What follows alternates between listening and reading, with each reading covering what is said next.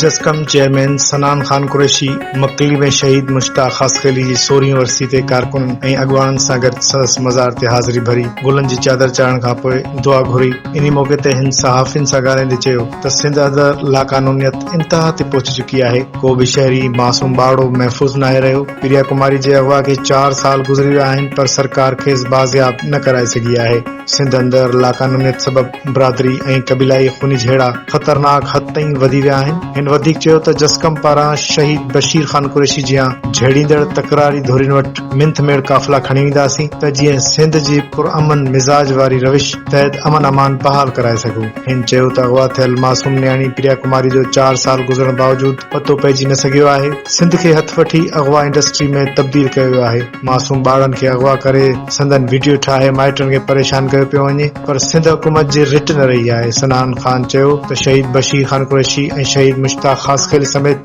सिंध जा शहीद सिंधी क़ौम जा हीरो आहिनि। संदन नक्श कदम ते हलंदे सिंध जी अवाम खे ज़ुल्म ॾाढ ऐं बर्बरियत मां निजात ॾियारींदासीं। पंहिंजे कारकुननि खे चवां थो त जिते जिते लाक़ानूनियत जो राज आहे अवाम अदम तहफ़ुज़ जो शिकार आहे उते साणल हर मामले में गॾु बीहनि। ॿिए तरफ़ शहीद मुश्ताक खासखली जी वरसी जे मौक़े ते जीए सिंध महाज़ जे वाइस चेयरमैन नवाज़ शाह भाॾाई, जीए सिंध तहरीक जे मरकज़ी अॻवान राविल करनाणी, बाग़ी फरहाद ऐं ॿियनि मज़ार ते पहुची गुलनि जी चादर चाढ़े दुआ घुरी ऐं शहीद मुश्ताक खासखली जे क़ौमी ख़िदमतनि खे साराहियो।